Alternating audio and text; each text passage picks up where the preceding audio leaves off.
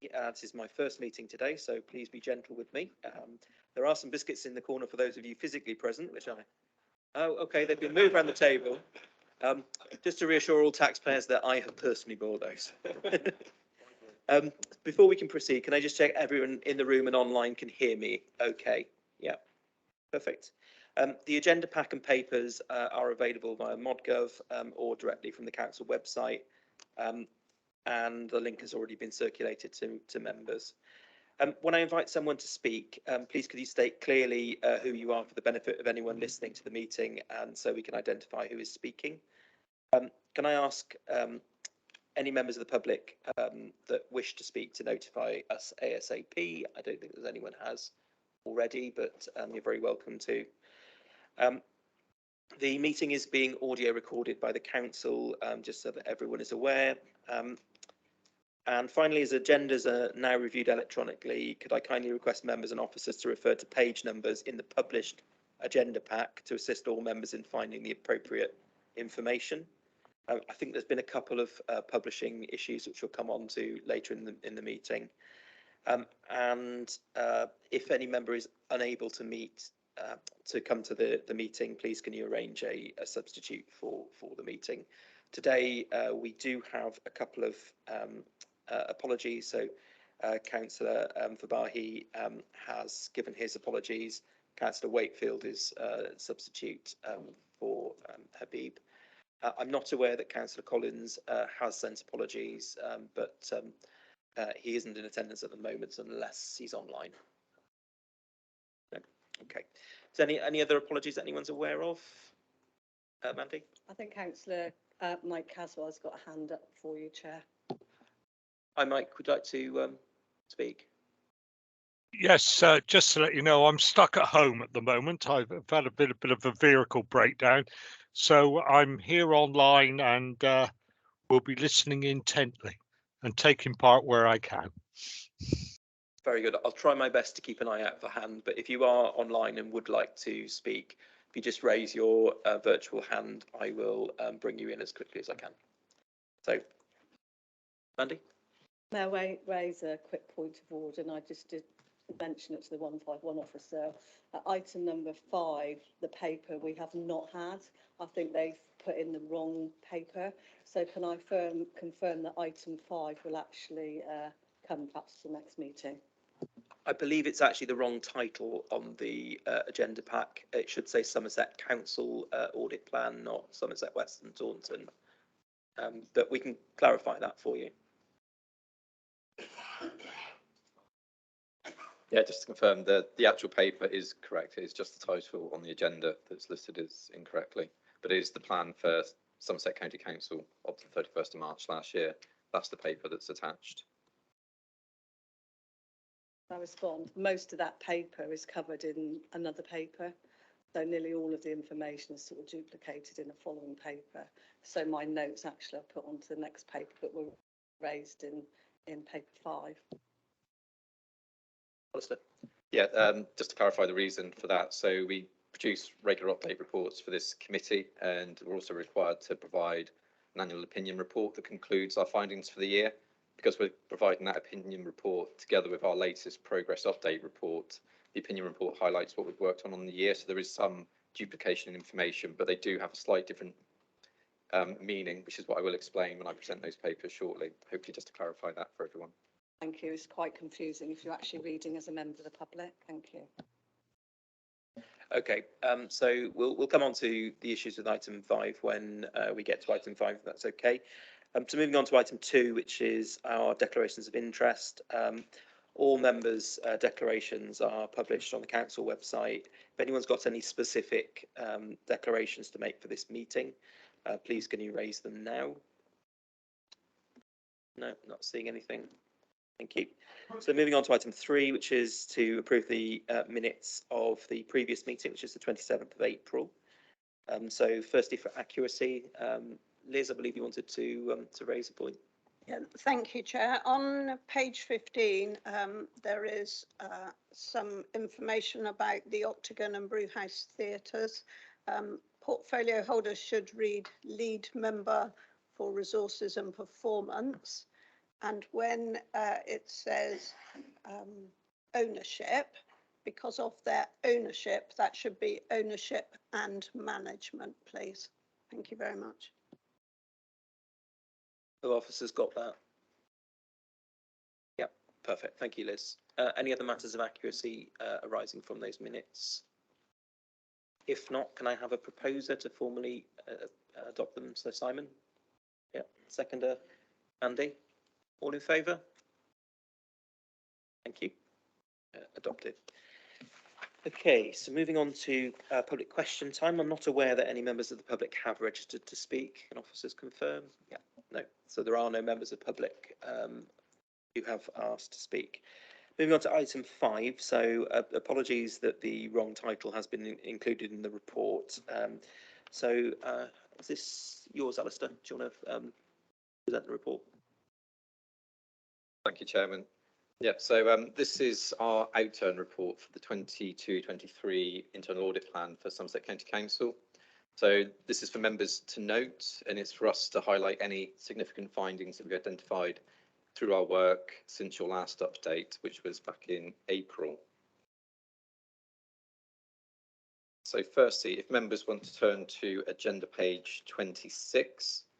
So the first thing I'll just highlight to you, there are 2 limited assurance audits just to bring to your attention. The first one is the climate emergency governance arrangements, which I've included some additional information on. And the other one was the school's financial value standard at Ashton's Community of England Primary School. In terms of our school programme, we do a themed base work, and the individual audits themselves will go to the school and go to the governing body at the schools where there's a limited assurance. So I haven't brought details to this committee because it's going through another governance structure for oversight, but what we will bring to this committee is the outcome of the themed review, and that report is scheduled to come to your next update. The other things I'll highlight on here, there's one follow-up that's been completed since your last update, and again, I've included information on that. A few other things to point out, just to make you aware that during 23-24, as we have now gone live on our new audit software system, we will be looking during this year at rolling out greater access to our information. So there will be real-time information that you will have access to go and look at in your own time, as and when you need to, in addition to the updates that we bring to this committee. So scrolling on to agenda page 29. So this is the outstanding recommendations that relate to Somerset County Council as of the 31st of March. This will be the last time you will see this dashboard in relation to Somerset County Council, because moving forward, it will incorporate all the outstanding recommendations from the districts as well, and that will be presented to you in your updates from August onwards. As highlighted there, it shows which audits have recommendations overdue. So CSC, training and safeguarding, education safeguarding, school balances, transport budget, community learning partnership, the Athena contract, and children missing from education. As always, we will follow up on these recommendations once management has confirmed they've been implemented to make sure those recommendations have been implemented and the risks in those areas have been reduced. So moving on to agenda page 33, as I said, part or the purpose of this report is just to highlight any significant governance issues that you need to be aware of in your oversight role on governance, risk and control. So on agenda page 33, we've included the summary information that relates to the climate emergency governance arrangements. And officers are present online and in the room that will be here to answer any questions that you may have on that update. Obviously, it's quite an important area, and in the new authority, there's obviously opportunity to put some things and new controls in place to help remedy that. Moving on to agenda page 34, this is just an update on the commissioning and delivery of schools follow-up. As you can see, reasonable progress has been made on implementing those recommendations, but some of the higher priority recommendations are still work in progress and haven't been fully implemented yet. So again, we will keep that under review and follow up on those recommendations through the recommendation tracking dashboard, again, to give you assurance that they are complete as and when they need to be. So scrolling down, I think if I just draw your attention to agenda page 37, as I said, this is the outturn report for 22-23 relating to Somerset County Council. At the bottom of page 37 and onto the top of page 38, there are 4 reviews not yet finalised. I will bring those forward and include them in the 23-24 audit plan for Somerset Council, so you will still have oversight of those reviews and they will be reported to you. And as you can see there, there is a schools financial value themed report, and that is the report that I will bring to you that summarises all the weaknesses that were identified through the individual schools. So you see the collective results rather than the individual schools. And finally, just to draw your attention to agenda page 44 and 45. So when we were completing our audit work for the districts, our idea and our plan was to make sure everything was complete by March and to provide the opinion reports to those audit committees of the individual districts. There were some audits outstanding and not finalised. To make sure that you, as the continuing audit committee, have oversight of those, those are included on agenda page 44 and 45.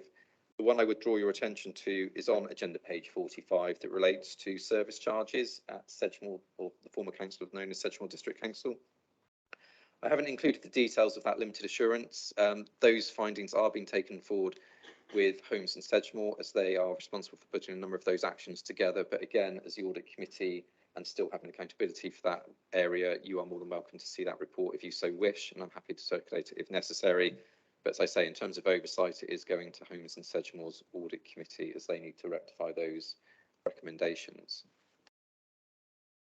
So that's it for the update. As I say, there are officers present to discuss and answer any questions that members may have on the climate emergency update, and also any further questions that members may have on other parts of this report. I'm happy to answer any questions. I've got Jason who'd like to come in on a point of order. Yeah, just for clarity, and I've just had a quick look at the constitution. In terms of attendance at audit committee, executive members can't be a member of audit committee or their deputies. So Councillor Wakefield as an associate therefore cannot substitute. So welcome to be here, take part as any councillor is, but won't be able to vote on any items. Thank you. So over to members for questions. To Alistair, please. I've got Mandy and then Andy. Thank you. So within the report, we've got a couple of areas with, well, two actually, with three majors on them. I thought as a committee, and please correct me if I'm wrong, if there were major or sort of quite important issues, we were going to see the report so that we could decide then if a deep dive was needed and perhaps whether we needed to bring someone in to talk about it further. I thought that was the case. If that's changed, can you let me know? Alistair, Jason. Thanks. Can I just clarify which three majors you're referring to? So the Assurance Athena contract, there are three there listed, and assurance around the climate emergency, governance arrangements draft limited. And I think they are following on page 54 of the next document, which is why I said there's the duplication. But it's really challenging as a committee to be told, right, there are the issues, but you don't know anything about it because the report's gone somewhere else. So, you know, as a committee, we are looking for assurance, and I'm struggling how we can find assurance if we can't know just a little bit more about what the issues are.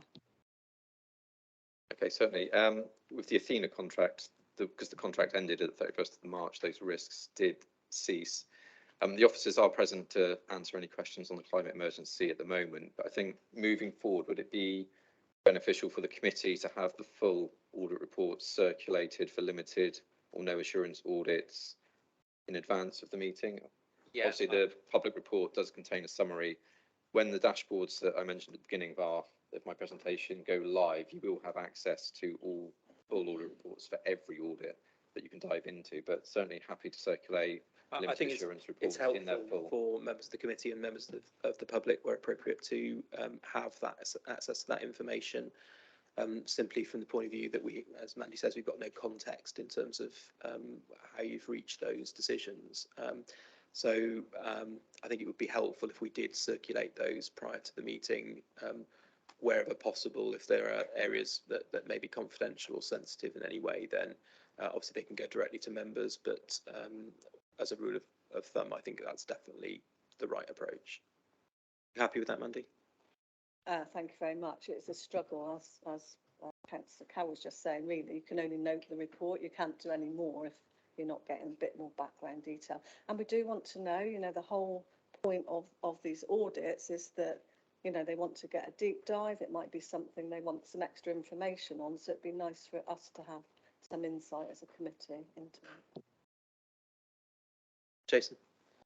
Yeah, just to say, the Executive Director, Mickey Green, is online. So in terms of that climate change one, I don't know, Mickey, if you want to speak to that and give your opinion on it, and any comments to the Audit Committee around that area. So I'm very happy to take specific questions on the climate emergency strategy. I think we've established the general principle of how we want to deal with no or limited assurance audits. I think my general approach is to have as much information and to be as transparent as possible. Members can then choose to dip in and out of that as they feel appropriate, but it's difficult if you don't have the information to be able to make your own mind up about the weighting of that information. So specific questions for Mickey on the climate emergency strategy? Andy, I've got Andy to come in as well. Thank you. It's probably the obvious response. It's difficult to ask a specific question if you don't know the detail of the audit report. So I think if we can get the audit report, you know, we don't want to waste time with ambiguous questions. I'd much rather they're in direct response to the report. So I think once we've seen it, we might have some pertinent questions. That's fine. So I'm sure we'll get the detailed report circulated after the meeting, and then we can ask questions electronically. And I'm happy to bring that back onto the agenda for next time, if that's helpful. Andy, did you want to come in and ask your question? Yeah, just briefly.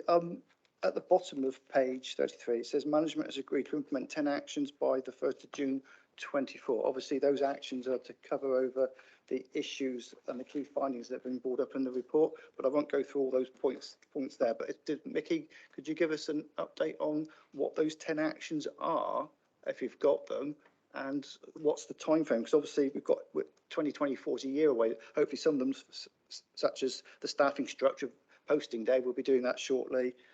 We've got things like the skills sets needed to be looked at. I'm sure that might be something that will be looked at, and also about outsourcing. We talked about outsourcing, which is probably not a good thing to do when we've got internal resources that could do that outsourcing function. And also, I don't know if you can give us a bit of a brief about the carbon baseline measurement. We've got no measure for Somerset, so if you cannot measure, how can you manage? And obviously, there's a little bit about bid writers to secure funding, which seems like a really good idea. I don't know if you can give us a bit of an update on those few points, Mickey. Thank you. Thanks. There's a lot of questions there. I guess the high level is definitely a report we absolutely welcome.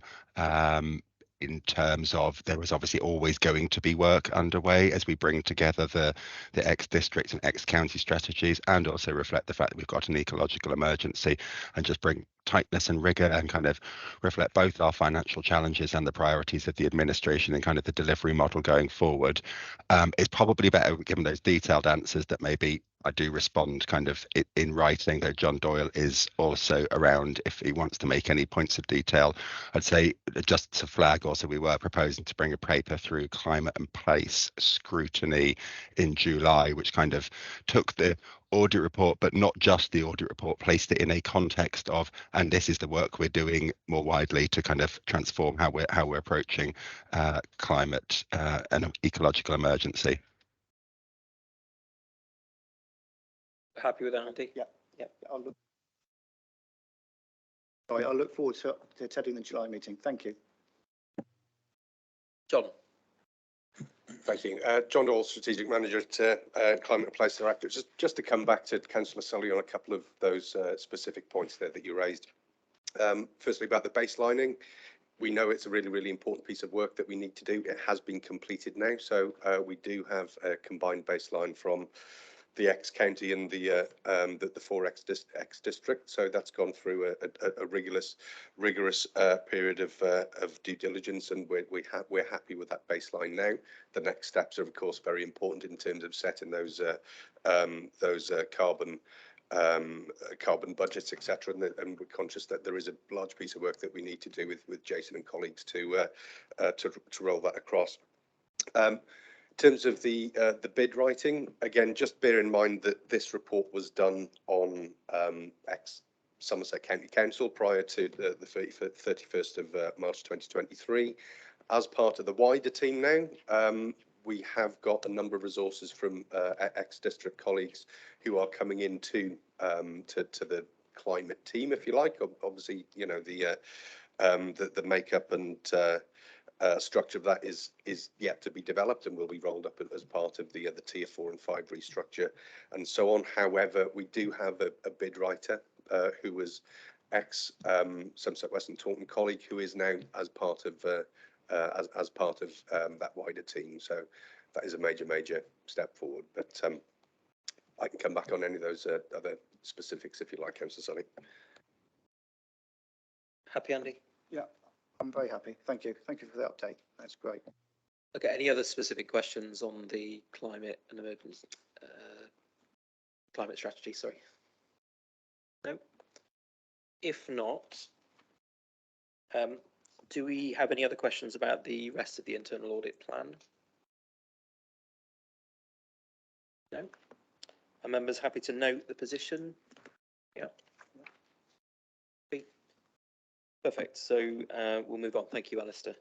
So we've got item 6, which is the internal annual audit opinion report. So Alistair, I guess this is you again. Yeah, thank you, Chairman. Yes, it is.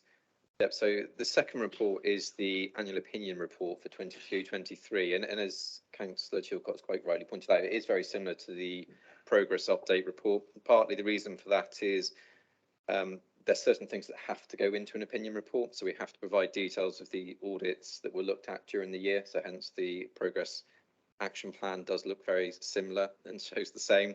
But it is telling a different story in terms of that it's giving an overview for the year of how well we think governance, risk and control has worked throughout Somerset County Council during 22-23. It's not a snapshot in time, it's a reflection on the year through the work that we've done. So on agenda page 48, this highlights the opinion for the year for Somerset County Council, and it shows what we awarded as reasonable assurance. It doesn't mean everything's perfect. There is room for improvement, and as it says there against each of the bullet points, there are medium risk rated weaknesses that we identified. We did identify isolated high risk related weaknesses, but luckily no critical weaknesses, which if we did identify critical weaknesses, that would reduce the assurance down to limited. And we're broadly satisfied with how management are implementing audit recommendations. And if you look further down on that at a glance page, you will see that 63% of the recommendations that we followed up were implemented. There is obviously room for improvement there, and we are trying to make steps throughout 23-24 to improve that by working slightly closer with DMTs and going to their DMTs slightly more regularly to update on recommendations and help try and push them through. So that's the key thing that you need to take from this report, is what the overall opinion is and how you use this. It's our view on, like I said, governance, risk and control in the authority.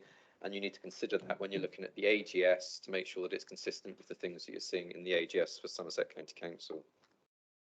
So going down through the rest of the report, agenda page 50, it's a useful diagram. It just shows, again, a governance structure of 3 lines model and where internal audit sits. And again, your role as an audit committee where you are getting assurance, as Councillor Chilcott did mention, deep dive reviews. Yes, you can ask management to come in and give you more information.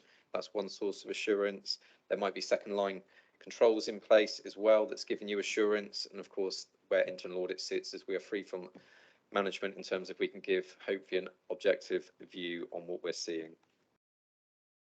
Agenda page 51 and 52 just provides a bit more narrative around the opinion, so you've got some more context to it. Agenda page 53 just provides a view of the audits against the strategic risks. Obviously, the audit plan should be closely aligned to strategic risks and show coverage against that. That is highlighting the reviews that did align to those strategic risks.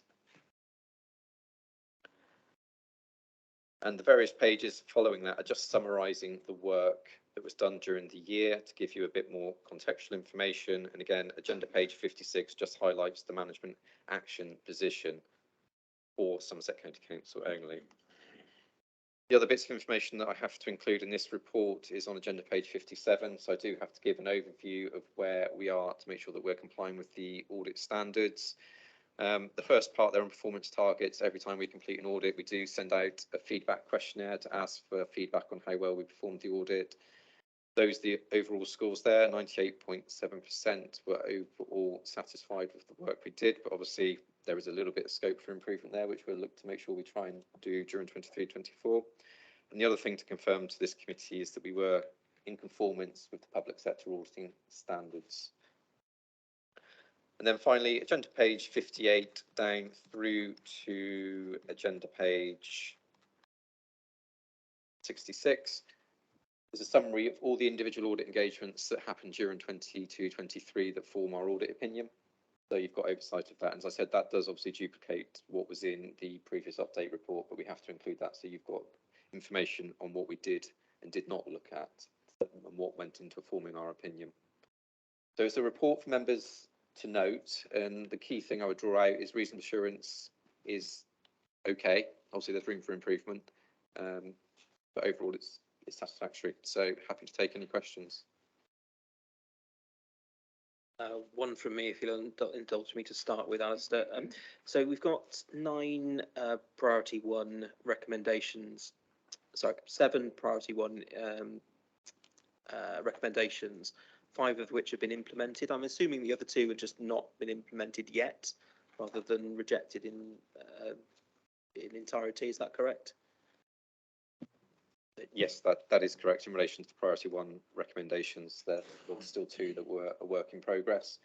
So when we do a follow-up audit, we assess what action has been taken and what impact that has on the risk. So usually in our follow-up update appended to our progress report to this committee, it will say whether we think the risk is significantly reduced to move it out of limited assurance and that we no longer need to monitor those recommendations. Having said that, obviously priority 1 recommendations are high priority, so we would be making sure that those are implemented, and they are still in the tracker to make sure they are. Can you tell us what the outstanding actions are? Unless that's, sorry, Adam, you knew that was coming to you. That's a very good question, one we should have foreseen. I don't have the information to hand, but happy to circulate it straight after this meeting for members, along with the limited assurance audit reports as well, so it's all in one place for you. That's great, Alistair. I've got Lee to come in. Thank you, Chair. Yeah, I was going to mention, you take the words right out of my mouth, the outstanding. So on page 56, the outstanding actions, and Alistair, thanks ever so much as ever for a very comprehensive report. So the outstanding agreed actions, I think for me, and I'm sure the committee would agree, what are the plans, you know, the specific, measurable, achievable, realistic timescale of getting those agreed actions, you know, cleared off? So what I'm trying to say is if next time we have an audit committee meeting, those have gone from 31 to 60, that's not good. So how are we seeing those tapering off, and how are we seeing those actions reduced, and what's the plan to get those to nil effectively? I appreciate you'll never get them to nil, but what's the plan to get those reduced as time goes by? Thanks, Alistair. Thanks, Chair. Yeah, so I mean, the figures will increase at the next update meeting because all the outstanding ones from the Somerset districts will also be included, so do expect the figures to potentially increase. As I say, we're trying to work closely with the DMTs, and the outstanding recommendations are reported to DMTs and they do monitor them as well. I think initially, where the authority is at the moment, there is probably some slight delay with implementing recommendations and closing off some of those risks. We did do an evaluation exercise, and I did circulate a paper to audit committee members probably sometime last year on the ones that, because of LGR, because of the significant change that was happening in the organisation, they were probably no longer relevant or would be subject to such significant change that we would be looking to do a future audit in that area. So we are going to try and work with DMTs to push them through. As I said, overall 63% is the figure that have been implemented, and there is definitely room for improvement there. I wouldn't say this is different to other authorities in terms of number of recommendations implemented. There are rooms for improvement in virtually all local authorities for audit recommendations. And I guess the issue we have to deal with is the audit report is a point in time, recommendations and timing frames are agreed, and with all the will in the world, that's a target that management have set and want to work towards. But as months move on, things can change, other priorities can come up, and it's just making sure we stay on top of it. And that's certainly a role, again, that I would welcome the audit committee to share, making sure that adequate oversight and pressure is put on managers where necessary, just to make sure recommendations are implemented, given all the other priorities that managers have to deal with. Happy, Lee? Yep. Yeah. Perfect. Mandy? Thank you. So the report shows it says here it's the final position actually for Somerset Council. And I think for all of us is what happens next year. We've got a lot here, and I'm sure with the districts as well, there will be a lot outstanding. So will they all disappear in the next report, or the whole number be brought forward? Because normally at a year end, that sort of brings it to an end. So first of all, for the committee, what will happen moving forward with all those outstanding? So effectively, we've added all the district ones to the monitoring dashboard that we use for Somerset County Council, so that it'll all still be there. None of them will be disappearing. And if we do remove any because they're warranted, is not needed, or things have significantly changed, as I did last year, I would always provide a report to all committee members so you're aware of that and that you are comfortable with that as well. Thank you. The second question for me is, within the paper, it says internal audit has not reviewed all risks and assurances relating to Somerset County Council during 22-23 and cannot provide absolute assurance on the internal control environment. Senior management and members are ultimately responsible for ensuring an effective system of internal control. So my question to Jason probably is, can you just let us know how members we receive or can receive assurance that we have an effective system of internal control? Because the auditors have said it's up to us, and I'd like to know how we get that assurance. Over to you, Jason. So it's the combinations of lots of things rather than one thing. Starting point as a council, if you look, we've got an audit committee, so you're receiving internal audit reports, external audit reports, etc. Our performance framework, our risk framework, is bringing it all together, all those things into one place. I think for me though, in terms of particular question that's just been thrown around about the outstanding audit recommendations, I have in previous places actually produced a report for the audit committee on those, because I think if there's, we all understand that things get in the way. I'll do this by the end of June. Actually, that slips because of. That's fine. If that slips because of for 2 years, that isn't fine, is it? And I'm not sure as a committee this report gives you that information in enough way to be reassured that those serious things are actually progressing. So I think that's something we could take away with Alistair. Of we've got to be careful. This is a 234-page report in front of you today, and frankly, it should be a lot longer because there's some papers that should have been on here. We could blind you with 600 or 700 pages of lots of information, of which you can't see the key bits. So I think we can take that away and have a look at how do we bring those key things, particularly if they're slipping and significantly slipping, back to you in a way that highlights it. Because at the moment, I think that's a bit of a gap and it's not here. It feels a bit uncomfortable, which I suspect was behind your question. Yep. I think we as an audit committee can probably take an action away to review how the papers are managed to make sure we're getting an appropriate level of information. Mandy and I discussed before the meeting the importance of summaries, but also having the ability to find the information that sits behind the summary. So I think if we take an action away to work with members and with officers to try and refine how the information is presented to us, hopefully that should help the prospective position. Does that help, Mandy, at all? Yeah. Oh, sorry, I'm still on. Apologies. For me, I think a good example is actually the risk reports we get. The risk is there. That's the action that's been taken. That's the next action date, and this is what you can expect. And I think if we could have that in terms of the audit report, that kind of, this is what it was, these are the actions, and have they missed dates or done it or not done it, I think that would really start to prompt some activity from the committee. So that was that question. Can I go on? Thank you. The second question was about, this is a year-end report, and we have got those couple of issues we've had around the Athena and climate emergency. I think for me in a year-end report, if they've actually been discussed during the year and we've had a report during the year, I'd really like to see that just noted in the report. So if you want to go back and refresh and remember, you can. I always like reports to refer to other reports and background. I would find that really helpful if I did need to go back and have a look. And I say that for all reports that we get in the council. If there's background and previous work being done, it's really helpful to have a link to it.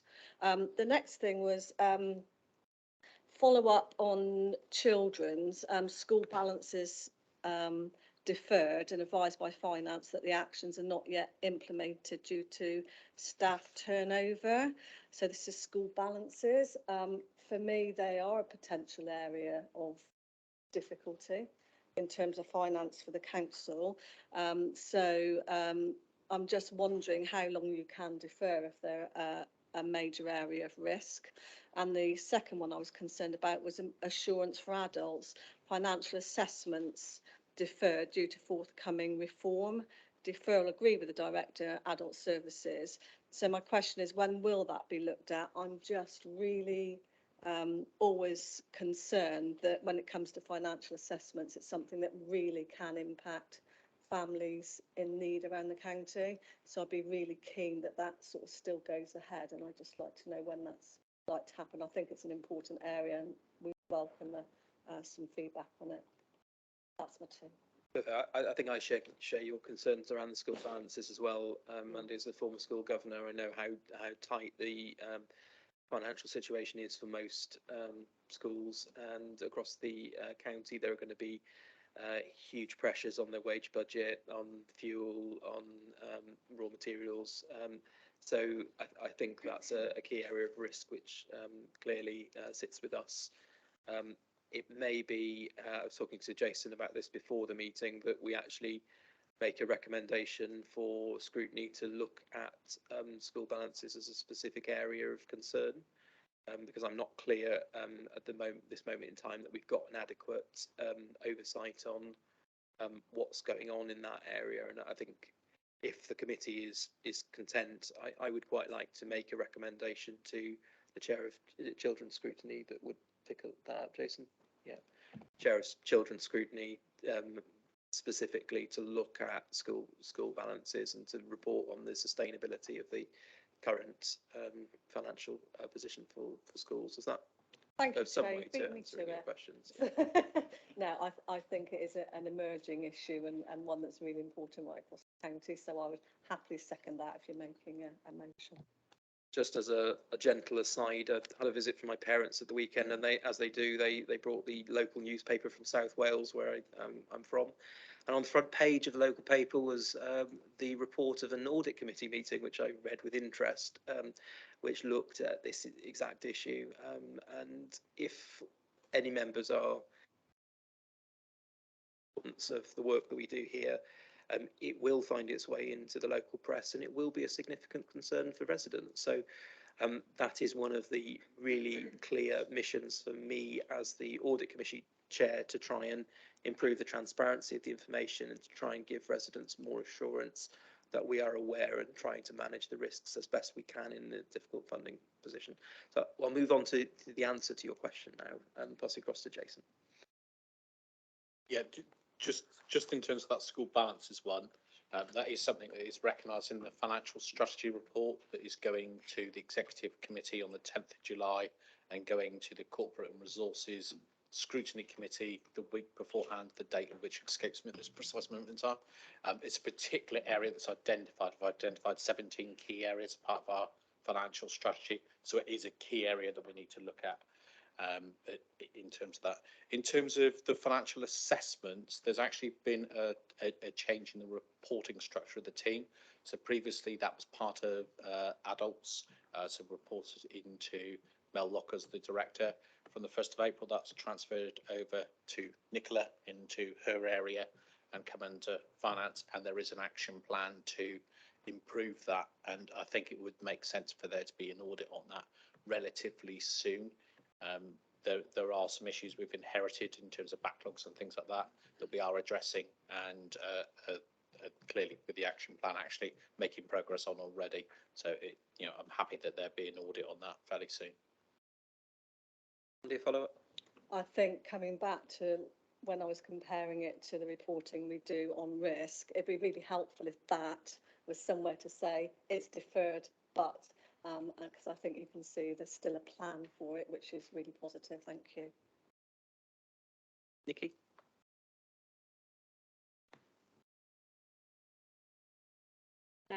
Wrong button. Sorry. Thanks, Chair. Just to come back on a previous point raised by Mandy, internally at the moment, officers are in the process of setting up the Performance Risk and Budget Board. And I think there's a few items that have been discussed here today, such as outstanding audit recommendations and the risk report that's coming up. Angela, Pam and I were part of the officer group that's been looking at the terms of reference for that board. And I think it's really important, actually, if we take away some of the aspirations and concerns of audit committee and feed that in, and that could be that officers forum to feed up into audit committee. I'm very happy to use that board as a sounding board to disseminate information and gather information across the organisation and bring it up to audit committee. That sounds like a good idea. I think we'd all welcome feedback from that board and to hear that they've heard our concerns.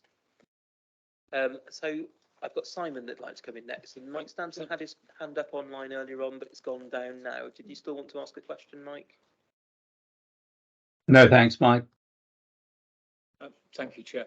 Yes, on the same subject of schools, I'm, like others, concerned about the school condition report. There's been a lot of press recently about the state of schools in general, and I know that specifically there are some schools in Somerset where the condition of the school is causing concern for the management of the school, and therefore the safety of our students.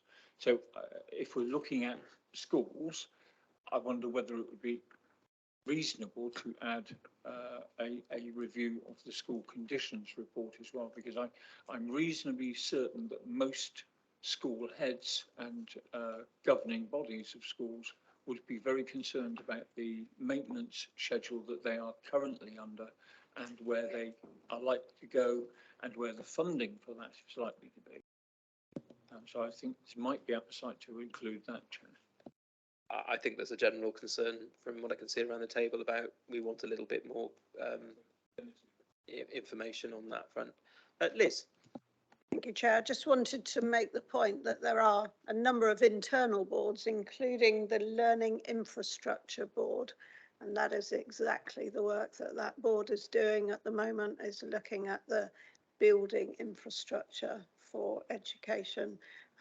That's the maintained schools, of course, and also looking at the academisation pipeline. And all those things about the school's balances come in there too. It is a very complex picture right across the whole country and in Somerset.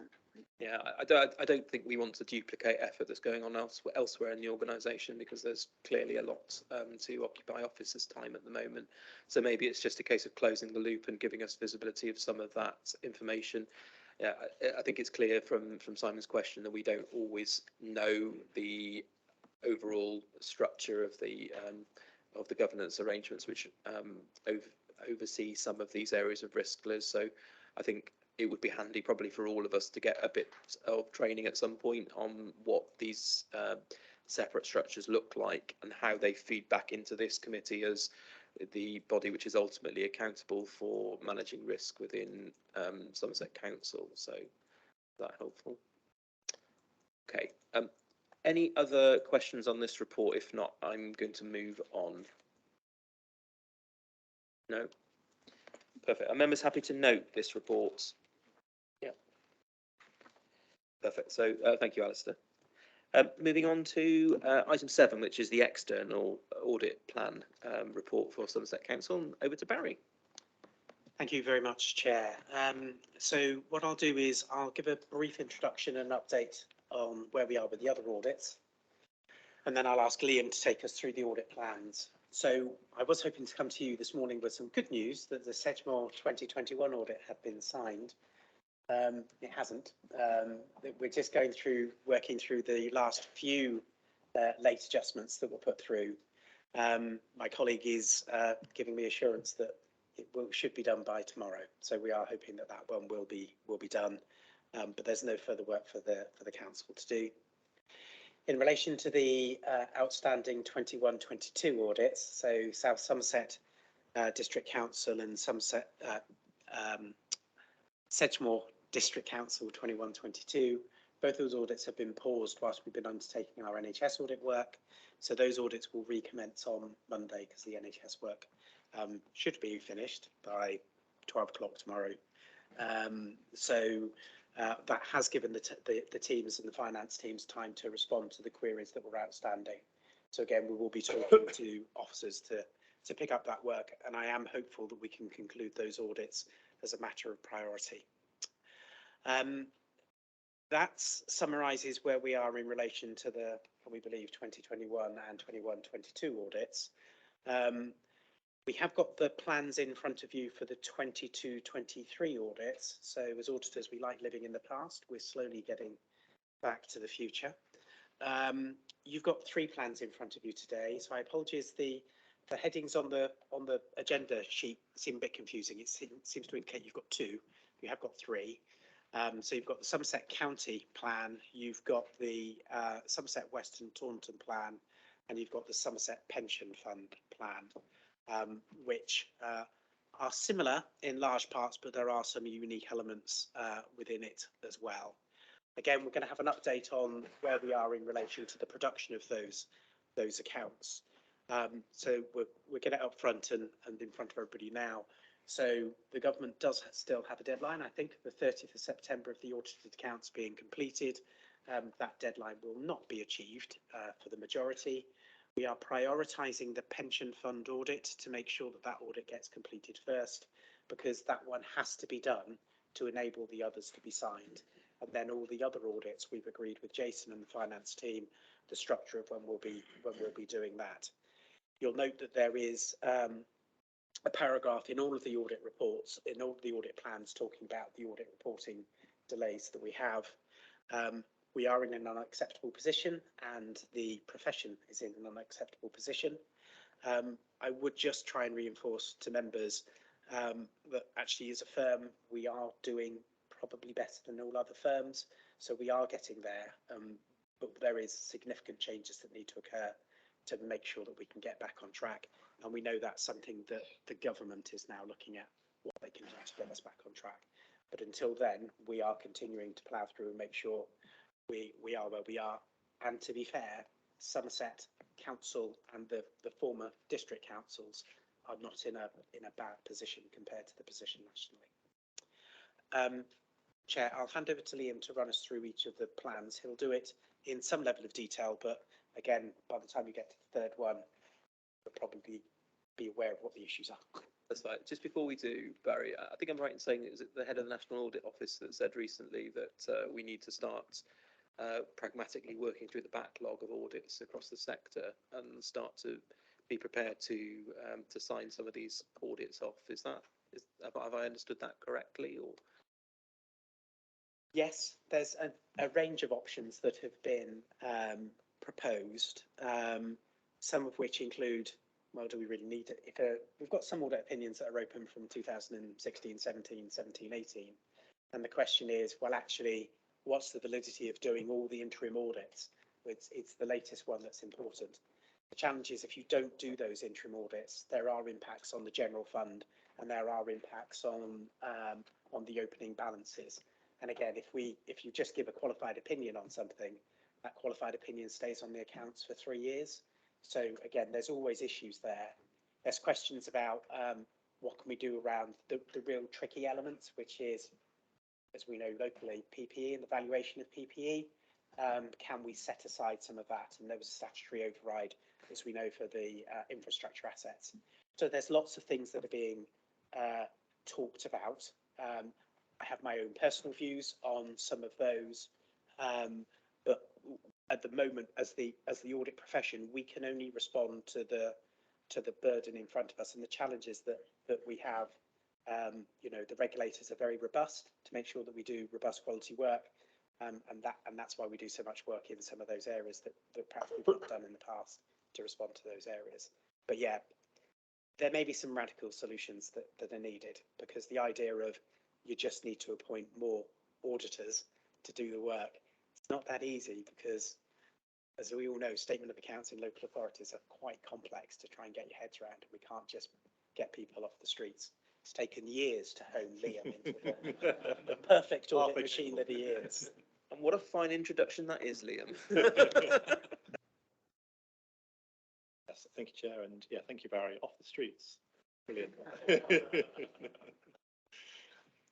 So as Barry highlighted, there's 3 reports here covering the county, Somerset West and the pension fund. Starting with the county from page 67, I'll go through in reasonably close detail on the county plan, and then in lighter detail on the other 2, just highlighting some specific differences or nuances. I'm sure members don't need me to read the contents page 3 times, for example. I will just draw your attention to one thing on page 68 on the county plan, which is that you'll see the key team members on the county is Barry to my left. I obviously am not Grace Hawkins.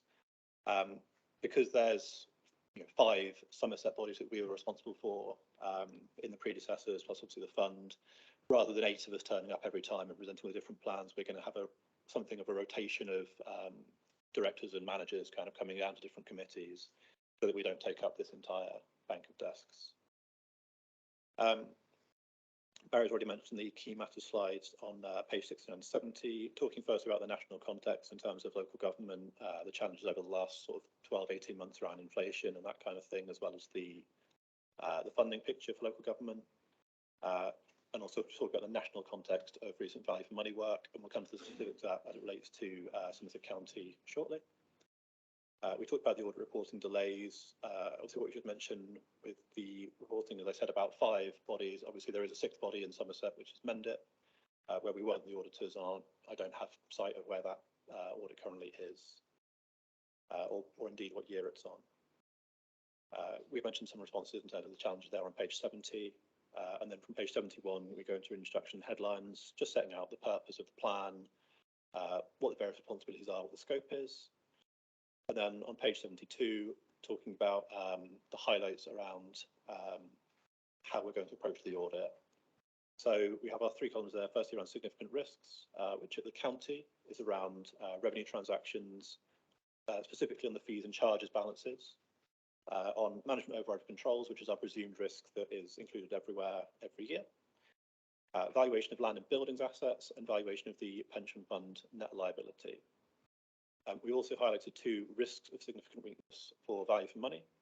The first of which is the arrangements for transition to the new unitary authority, which I believe will be in every plan except for the pension fund, where obviously it doesn't really have an impact because it's just a change of administering authority. And around financial sustainability as well, in terms of risk delivery of financial plan. And all of these things we'll come back to later in the plan in more detail. We've also got a short paragraph on our materiality determination, how we approach the balances in the council's accounts, which ones are important, which ones we do more work on. Members will note that the planning materiality that we're basing this plan on is identical to the prior year's materiality for the final audit, equivalent to about 1.5% of gross operating costs. There is a much lower performance materiality at 65%, which is generally as low as we go on performance materiality. The rationale for that is set out later in the report. There's a specific materiality set on senior officer remuneration. There's also some brief notes on auditing standards which have changed, particularly ISO 315, which has its own slide later on, and ISO 240, which is the auditor's responsibilities around fraud, and some brief notes on logistics and the proposed fee, which members will note there. And again, there's a more detailed breakdown around the fee arrangements later in the report. From page 73 onwards, we go into more detail on those significant risks. As we said, management override controls, valuation of pension fund, these are probably familiar to members from prior years. Other matters on page 77 just sets out the various other bits and pieces we do, what we do around other material balance and so on. On page 78, we have our approach to materiality, as I mentioned, which sets out the determination around that headline materiality and other factors we might consider. And then on page 79, we talk about the possibility of reassessing materiality as we come to the final audit stage, which is likely that we may look at. Any other matters we'd report to the committee and around our approach to triviality, those items we just put in the report. On page 80, we mentioned the performance materiality determination down at 65%. The rationale for that is set out there. So there is some consistency, which does help around senior management. Obviously, there has been the reorganisation, but many of the senior members are the same as they were in the county. But there were a number of misstatements and recommendations arising from the prior year, so the county audit, and therefore we felt it's appropriate to lower the performance materiality as indicated in the plan. Page 81 briefly covers the IT audit strategy. As members will be familiar with, probably from prior Somerset County audits, we involve our IT audit team as specialists because the SAP system is very complicated. They will be undertaking procedures on that, obviously rolling for prior years and their previous understanding. Pages 82 and 83 cover the value for money work. Firstly, just highlighting the broad framework for value for money, and then looking specifically around the risk of significant weakness at the county. Liam, can I just ask you a quick question on the IT audit strategy? So Microsoft Dynamics is obviously going to be taking over for Somerset Council as the accounting package. So will that is that where that will be audited to check that that's being implemented? Yes, so it won't be included in 22-23 because it obviously is prior year, but in the future, then yes, it'll be on the IT audit strategy. What our approach is in terms of that under the ISO 315 arrangement. Thank you. But, okay. Sorry, so yeah, returning to page 83, just around those two risks of significant weakness. The first one we mentioned was the arrangements for the transition to the new authority. It's a big, complicated change in arrangements. It's 5 predecessor bodies merged into one. Therefore, there is risk there around the value of money being achieved. So we'll consider those arrangements during 2023 that were put in place to support. Obviously, the actual merger happens after the year we're reporting on. And then assess how the council work with partners to support that change as at 1st April 2023, the new year of the first year of Somerset Council. We'll also look at financial sustainability around the financial plan for Somerset County, how that delivery of the budget and the medium-term financial strategy was achieved during 2023. And we've indicated how we'll look at that for both risks on the plan. I can see Barry's itching to say something. Sorry. So I just wanted to come in on the VFM side as well and just sort of reflect on our wider roles and our wider responsibilities around reporting. So obviously, with the new council formulating its plans and its budgets going forward, this is very much looking back at the arrangements as you started to prepare for the new council. But the new code does give us the ability to report issues where we need to in a timely way. So if there is something that comes to our attention impacting the 23-24 audit, we don't have to wait until next year to bring that to your attention, and we will accelerate that reporting and bring it through to you as soon as we can. Quite rightly, there has been concern that some auditors have been quite slow in reporting issues, and we can see quite a lot of issues that are being reported at the moment within the local government sector where organisations have done things that may not have been done as properly as they could have been and have presented some particular challenges.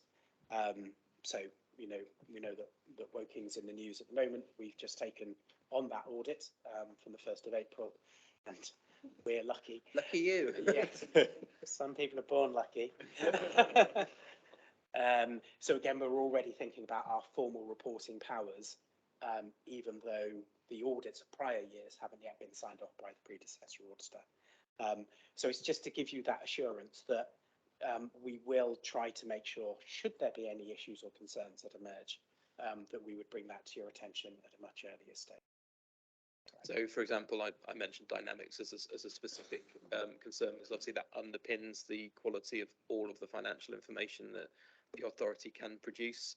So I would very much welcome support from both internal and external audit to make sure that we have confidence in the quality of the financial information that's output from that system. And I'd welcome very early sight of any major issues that you become aware of.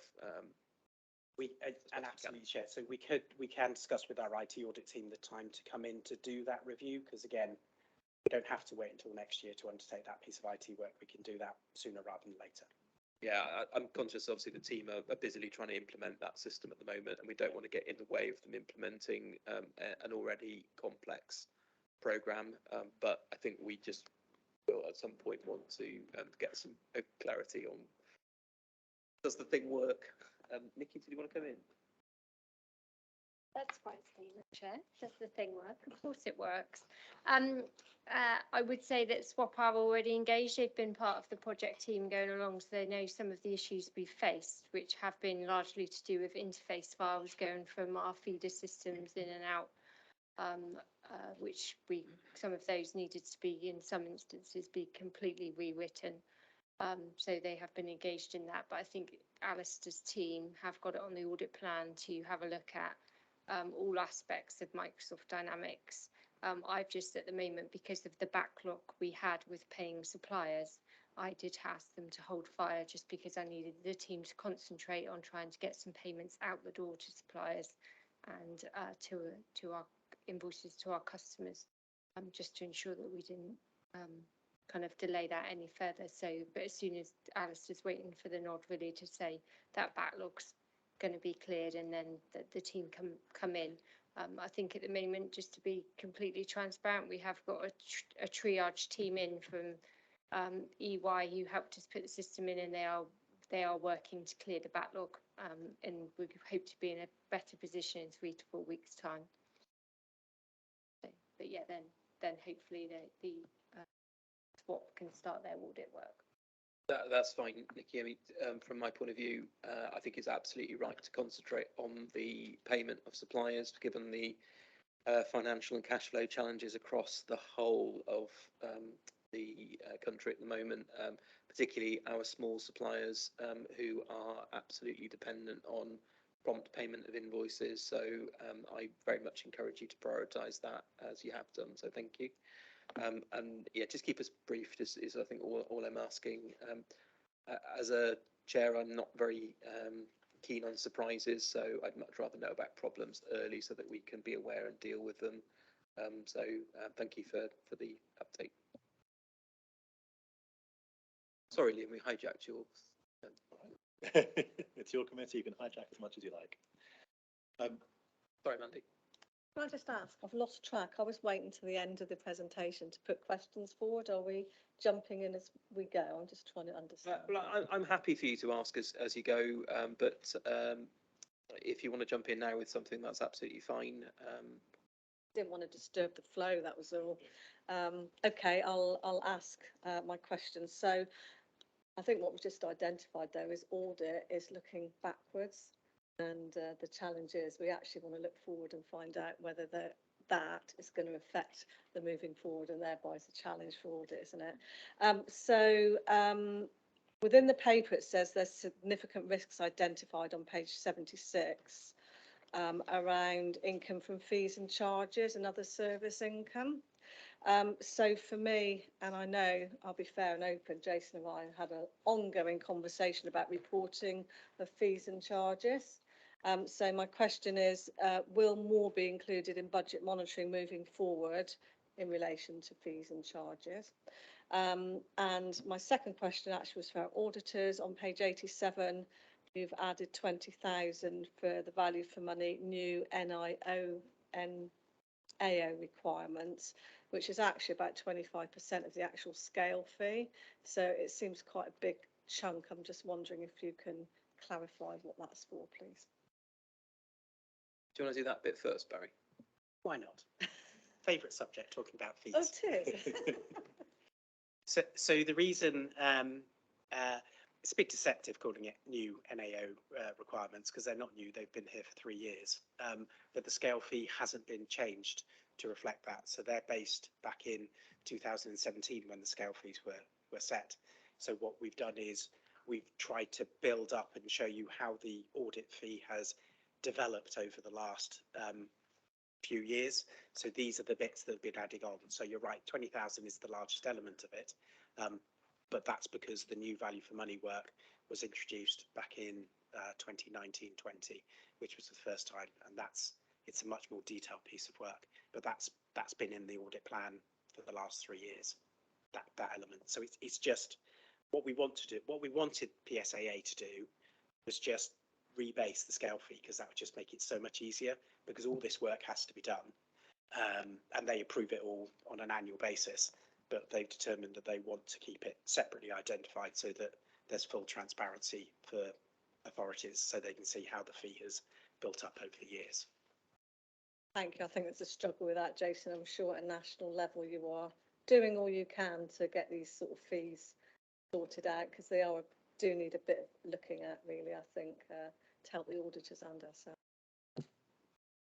Chair, just to spoil the councillors' morning, when the new audit fees come in for 23-24, they will increase significantly. So they're due to go up by about 150%. So you will be looking at an audit fee of, if it was just on this audit fee, it would be in the region of 300,000. Thank you. I hope we can look in detail at that at the time, Chair. Yeah, I think this reflects the environment post Redmond and the increased scrutiny that is on auditors. I know it's very difficult to feel sorry for auditors, but they are under increased scrutiny than they have been in the past. So just for any observers watching, this is a general trend across the industry, across the sector. It's not specific to Somerset Council. This is going on everywhere. I think given the number of failures which have happened recently with 114 notices coming out, they've all highlighted the importance of audit as a critical step in trying to prevent future crises. So as much as it's a bitter pill to swallow, to be perfectly honest, I'm given quite a lot of assurance at the level of detail that our auditors go into to reach the opinions that they do. So, sorry, Mandy, do you want to? Yeah, just to come back, I absolutely agree with that, but also an important part of councils and challenges have been the challenge from the audit committee itself, which is why I ask lots of questions. So the only other question I was going to ask, and it's something you brought up earlier, you said that the NHS was going to take priority, and once that work was completed, you'd move on to council work. Can I just understand who sets those priorities? Because for me, I do like the accounts closed. I think the public like to see them closed as well. And the longer that is, potentially the more things that sort of could pop up in the meantime. So if I could understand that, I'd welcome that. I think it was just a phasing issue. Am I right in saying that, Barry, that we hadn't got the information ready prior to the NHS audit cycle starting?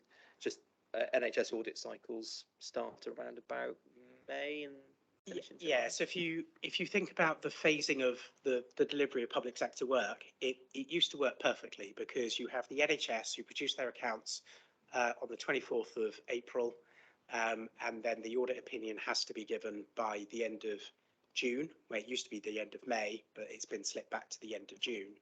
And of course, local governments used to have to produce their accounts by the end of May, and so we'd all celebrate at the end of May. And then we'd start auditing on the 1st of June in local government. That got shifted back to the 30th of June, and that just enables us to complete the NHS work. So the reason that we're in the position of we are always able to complete the NHS work within that 2-month period, unless there are exceptional circumstances. But that effectively gives us a very long period to be able to complete your local government work. The argument goes from a perspective of the firm is that, well, if you haven't been able to complete the audit in that 9-month period leading up to when we start the audit, which is the 1st of May, then we just press pause for two months so that we can get the NHS audits done, and then we pick them up again, because otherwise everything just gets slipped and we would never catch up.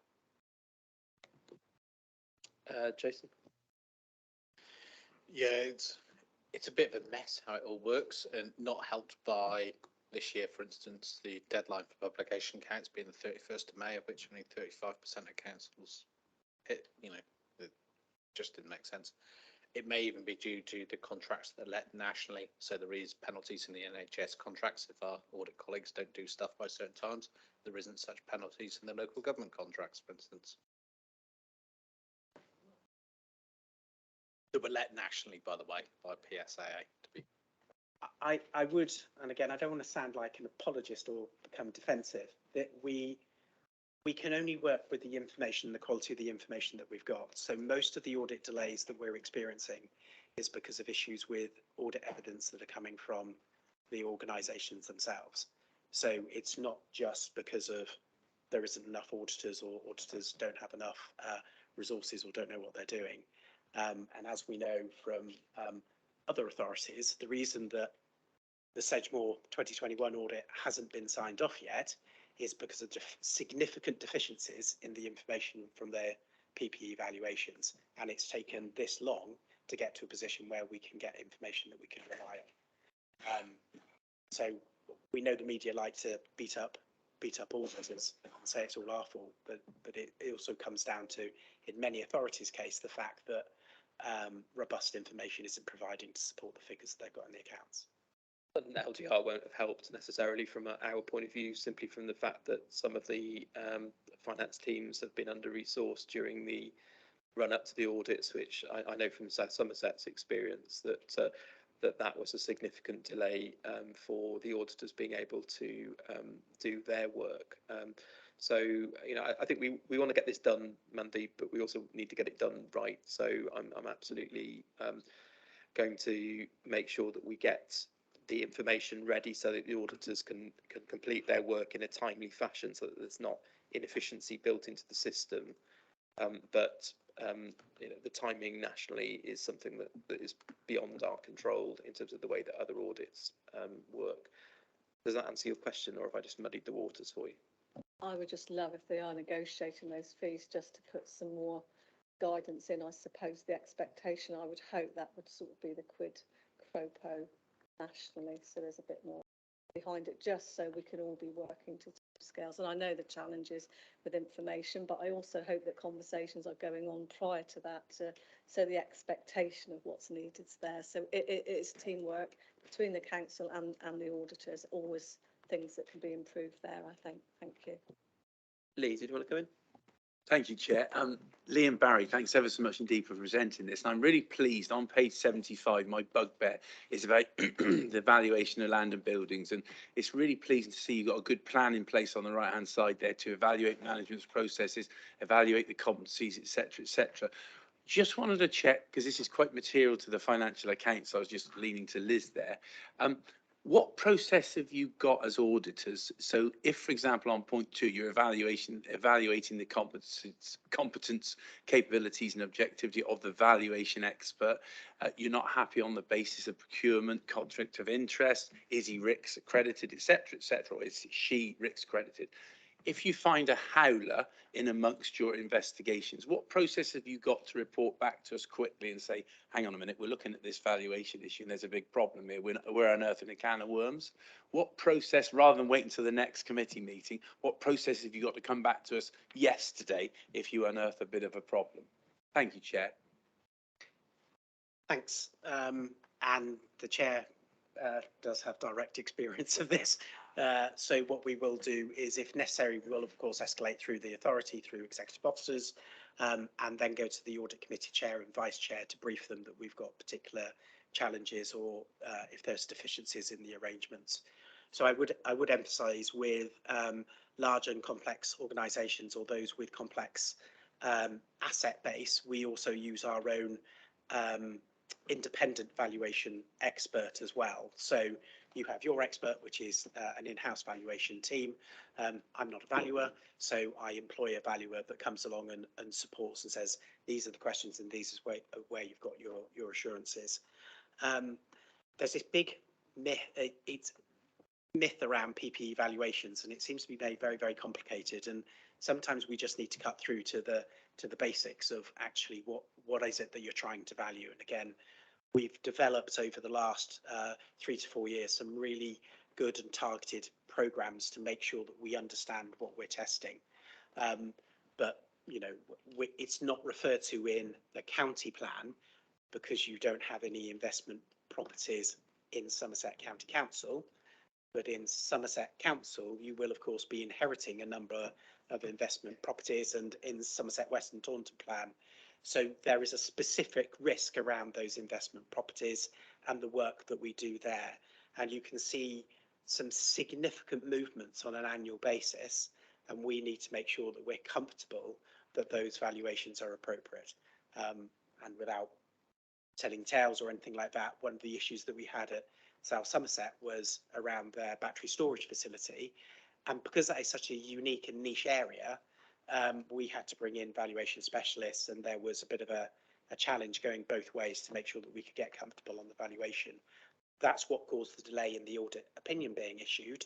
But as the chair said, at the end of the day, you knew that we'd not only given the tyres a good kicking, but tested everything in relation to those battery storage assets.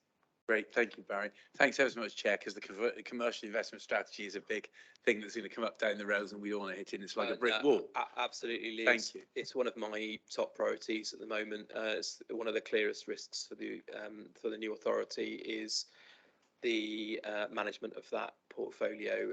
You will at some point down the line become inordinately familiar with the valuation of battery storage assets, and it is, for those of us that have been through us, very interesting. I promise you, you will enjoy it. But you know, we've got a whole range of different assets, and we're in a very stormy environment for commercial investments at the moment, so we need to do a deep dive into this and to get a real handle on it. So thanks for bringing it up. I'd like to just focus the committee back in on the pension audit opinion, audit report, simply from the point of view that we need to note that in order for the rest of the work programme to move forward. So is there anything specific you want to bring our attention to, Liam? Yeah, okay, so members' questions have largely covered the remaining bits on the county. Just skimming through to the pension fund plan.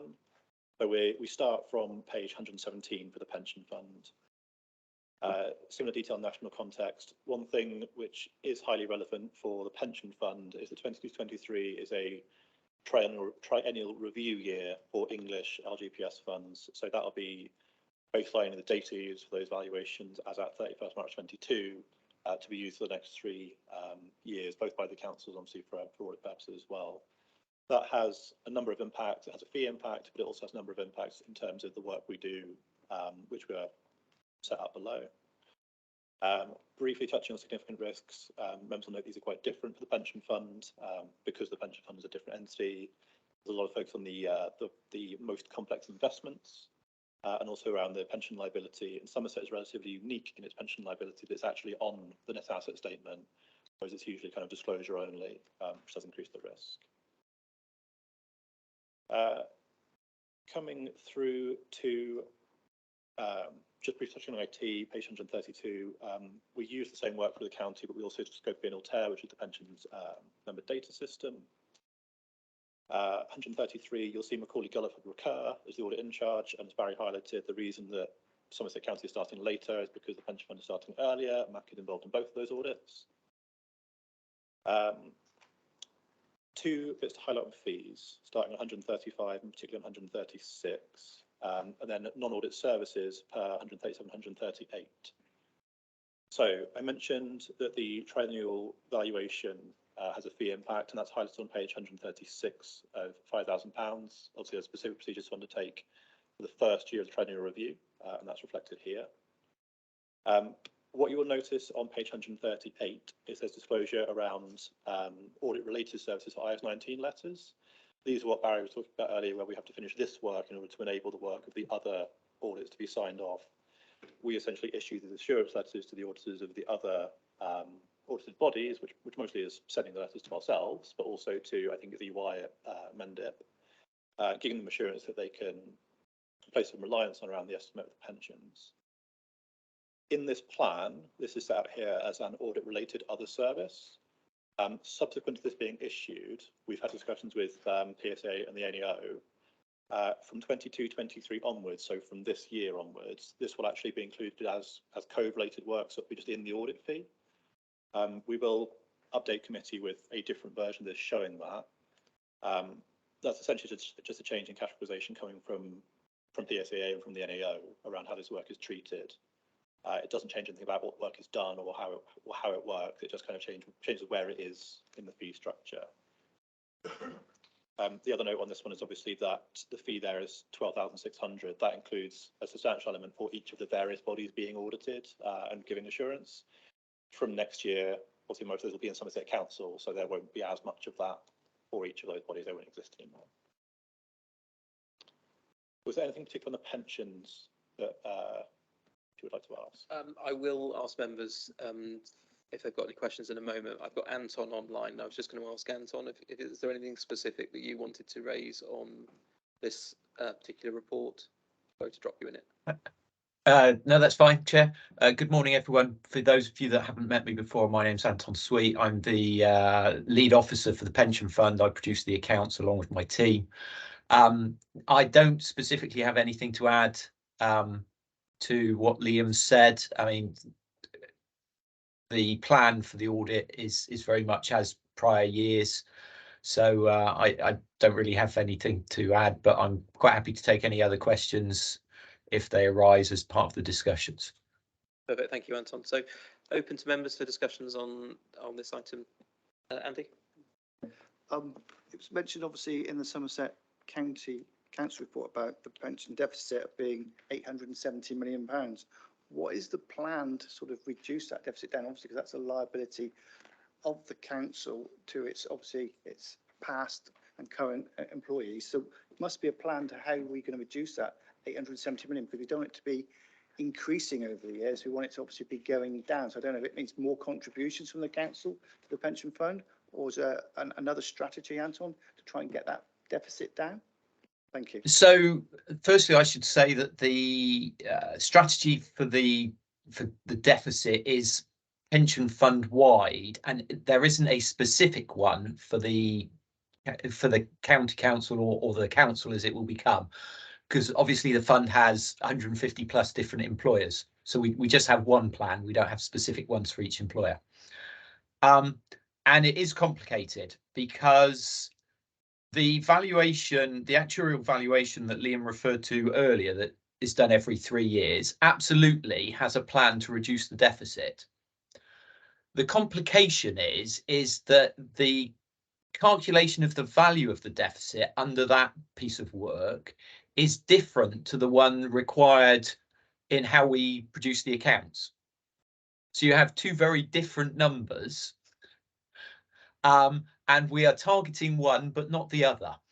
Now, in the fullness of time, as one reduces, it will generally lead to the reduction of the other, probably, but not necessarily.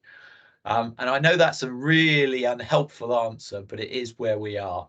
And if you want me to go into more depth, I'm more than happy to, but I don't want to go there unless you specifically want me to, because it does get nasty.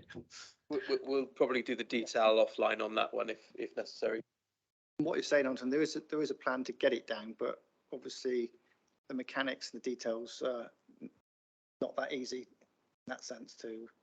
Well, no, I mean, there is an inherent difficulty because you're dealing with something that's uncertain. Yeah, the actuary under both methods is making an assessment of future pension payments. So they're making an assessment of what inflation will be going forward, what mortality will be when people will retire, lots of things that change over time, investment returns being the other key one. So whilst there's always a plan, and that plan sometimes does include additional contributions by the employers, it's always sort of the analogy I always use is the triennial valuation is like driving from London to Cape Town, but only being given a map every 300 miles. And in between, you sort of, you know you're generally heading south-ish, but you sort of veer off course a bit. And then every 3 years, we have a reassessment, and it sort of gently nudges us back towards course. But the course is, and actually the end point is constantly moving. It's not Johannesburg, but it's just constantly moving around as well. So it's a complicated business, but we are moving in the right towards direction it. here, Yes. Anton. Sorry. So, and does that answer your question?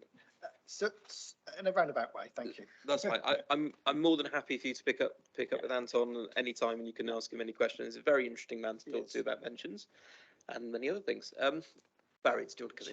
Chair, just to come in, and Anton will be able to possibly speak to this as well. So as he's referred to, the actuarial valuations is a whole range of different assumptions that Anton introduced there that actually change the value of those liabilities. So it's not just about the payments that are going in, but as you said, those implications there. So the draft pension fund statements that we've received showed that in the prior year, the pension fund as a whole, I think, had net liabilities of just over £2 billion as at 31st of March 2022.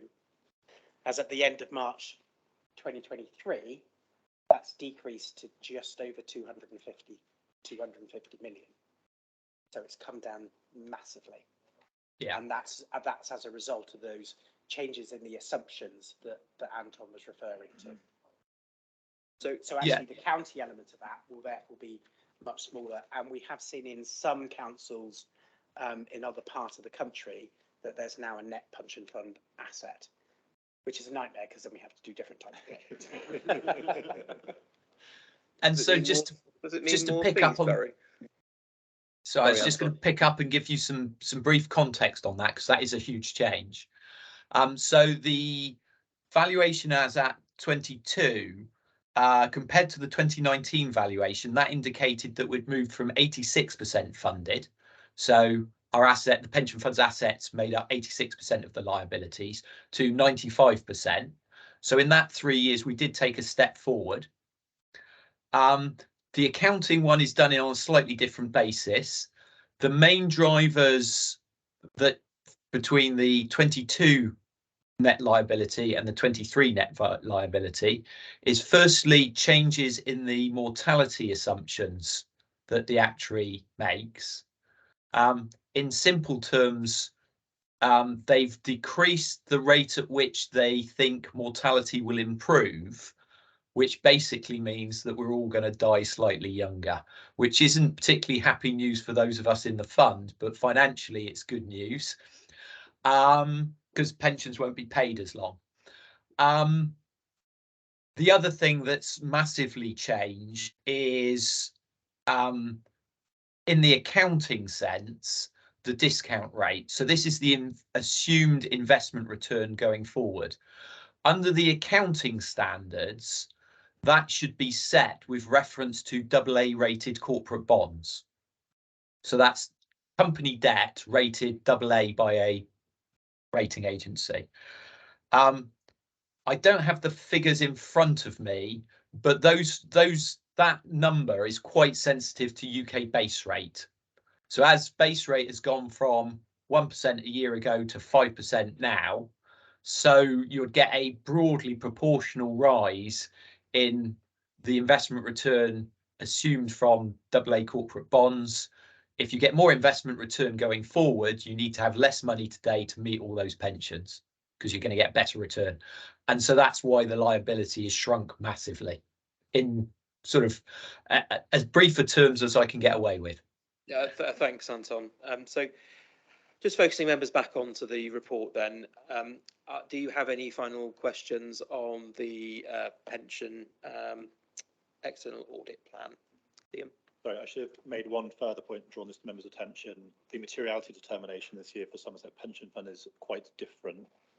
On page 129, we set out the rationale. Previously, this was based on the net asset figure on the net asset statement at 1%. The firm audits public sector pension funds, but it also audits private sector pension funds on DB schemes. And the approach was quite different in the private sector. We have now aligned nationally to use the same approach across the firm.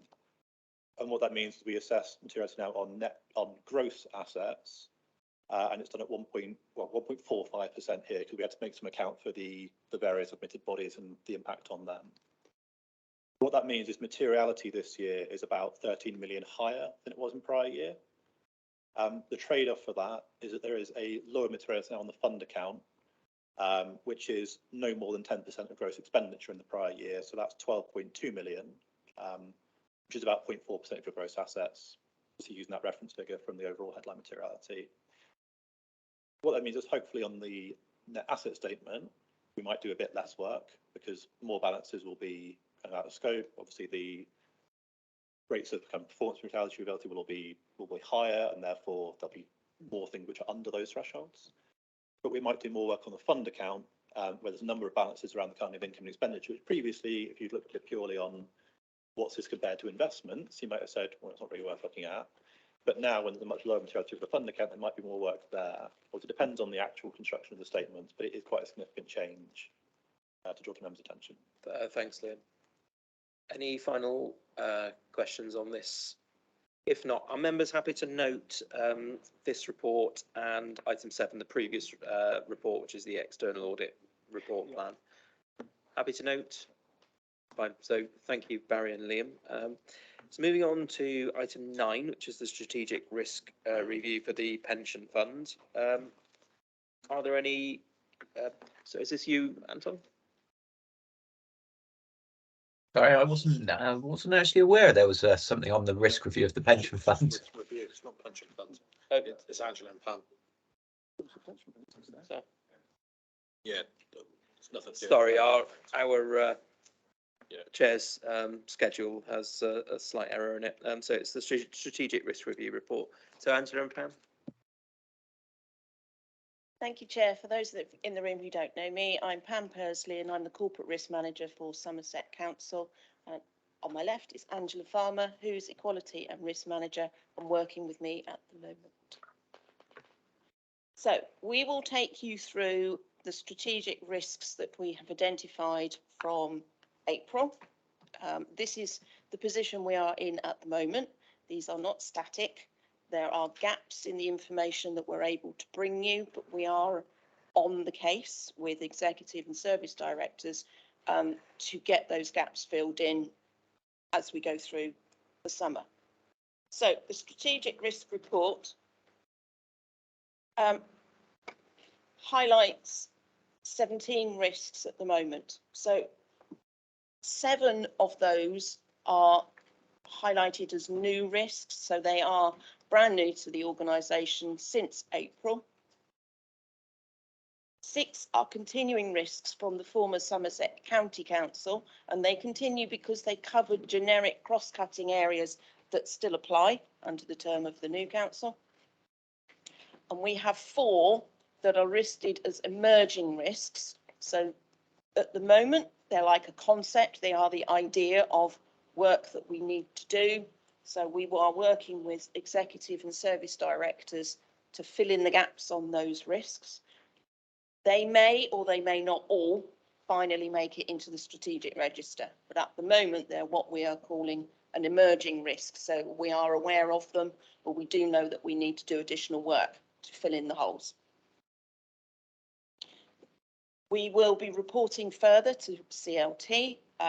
This morning I've arranged to either go to the 18th of July or the 15th of August meeting so that collectively CLT can see the same list that you're looking at this morning. They have seen the list, but individually.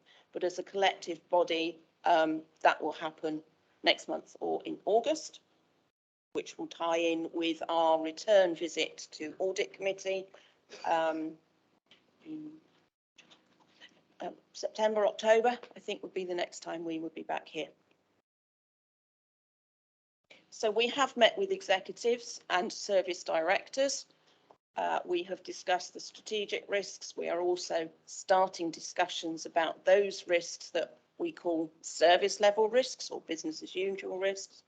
We've also set up with service directors ongoing regular meetings, i.e. monthly or quarterly, whichever they preferred, where Angela and I will either do together or separately, one-to-one sessions with them to guide them through identification and ongoing monitoring and assessment of the risks that they have identified. Appendix B is the summary of what we sent to CLT. So that is just the summary so that you could see that that was the information that CLT were given. It was done by email in the end. We will have more information to give them when we get in front of them in July or August. We have also given you on page 167, or starting with page 167, our future work plan for the next possibly 9 months. This is Angela and I's view of the things that we need to achieve, to do, to put in place in that time frame to set us on a better track of improvement with risk management across the authority. So that one really is just for your information and any additions that you think we could add to that plan or things you think we've missed. So anybody got any questions on the strategic register that you have in front of you today? Thanks, Pam. So open up to members. Any questions, Mandy? Thank you for the report. I think monitoring the risks is really key for this council at the moment. It's a new council, and I welcome the sort of bringing together of the different plans of the councils and also that pre-vesting figure. So thank you for that. So my first question is on page 144. There is one item that's 477 days overdue. Can someone tell me how and why? It seems utterly pointless having something so overdue. Either it needs doing or it doesn't. So if someone could talk me through that, that would be helpful. Thank you to start with. Yeah, that's a control action for a strategic risk about organisational resilience. I have also personally chased this one many times without success, as you can see. And I think it was sheer volume of work of Dave Littlewood, who was assigned to that one, being in IT. But yes, I have also asked the question, if you can be that far out of date, then I don't consider the control action to be much of a control action. Because you can't tell me whether it's working or not. Pam, what is the escalation route after? So if you're not getting the answers that you want from the control owner, what happens next? Do you just escalate to the line manager and keep going until you finally get a response? Or we've actually had a word with the executive director. So we're waiting for something to take place. Mandy? For me, if there isn't a response, I'd like to hear from them at the next meeting. I just think risk is so important. And if we've got some that are really being left well beyond a year, I think we need to understand why. Is it still a risk? Is it not a risk? And if it's not going to be actioned, then what happens next, really? So that would be my first. I'll just bring Nikki in. Nikki? Yes, I think as part of Pam's meeting, Pam and Angela's meetings they're going to have with service directors, I think there's a couple of key points here around, are they still the correct risk for the organisation? Are they still the control measures still the right ones? And have we still got the correct officers assigned to those, given that, you know, there has been significant change in the teams being, like if you take the ICT team, for example, they've been amalgamated together. So it might now not be the correct person for that control measure, if that control measure is still relevant. I just think from my perspective, when I look at some of these risks that are in place, some of them are not what keeps me awake at night. There's other things that keep me awake at night in my day-to-day activities in my service that I think need to be on here, that aren't on here. And so I do think we need to kind of push that out into the organisation to say they really need to kind of view this with a fresh pair of eyes. And I know Pam and Angela have struggled to get the time with senior officers just because of the volume that's hitting people at the moment. And I think there's a bit of an exercise around risk being escalated up through the organisation and making sure that it is at the top table and that kind of disseminated down. And I think when Pam and Angela attend CLT in July or August, I think we can really push that as a collective in terms of the work, the expectation and the work that's involved in it, and the fact that it shouldn't be a static piece of work. You know, what might be this week's risk might next week be something different. And I think we just need to keep making sure that people are thinking about risk. For me, risk should be on every agenda of every meeting of CLT at the top, and even if it's just to cite that, is there anything new that's come to the table or not? Is there anything that's changed with this. It needs to be signed off in that manner. That's what I'm more used to, and I'd like to embed in this organisation. So I think the point there is really well made, Nikki, about trying to embed a culture of risk management through the organisation and making sure that everyone understands that the whole point of having a strategic risk register is so that we can help to manage the organisation along with officers. So if you're not getting the level of engagement and support that you need as part of that work plan, we need to know about that, because fundamentally this underpins our risk management structure. So, you know, I think it will be good to spend some time with both Pam and Angela between now and the next meeting to understand some of the challenges you've had and see what we can do working with other parts of the organisation to try and sort out some of those issues you've been having. That's okay. I've got Sarah that'd like to come in. Yeah, just looking at this particular one with the 477 days, I mean, just reading what's here, because I don't know the detail of this, it looks like it's training in how to not get your ICT system invaded. Now, that is a constant thing that all organisations have to do, and I'm not sure whether they're saying they haven't done it across the organisation or what they're saying here, but certainly when I was in practice, we had it all the time. Things coming in that you didn't know were coming in, that you had to work out whether it was solicited or unsolicited. So this is a constant thing. It is worrying if it's really behind, but it seems to me that there should be a rolling out programme going across the organisation, which we will make sure happens. And I think there's probably issues in how we present the report, perhaps, and what information goes in there, Pam, that we might be able to work with you to improve. Jason, you want to come in? Yeah, I know on this particular one, there has been various exercises been done, because there was various phishing exercises done across staff to see who fell for those types of things. So I think it's a case of the work's happened, the risk register, etc., hasn't been updated. That's not very helpful when you're sat here seeing 477 days. That's something we'd take away and work through with managers to make sure it is updated. I've got Mike Stanton online. Mike.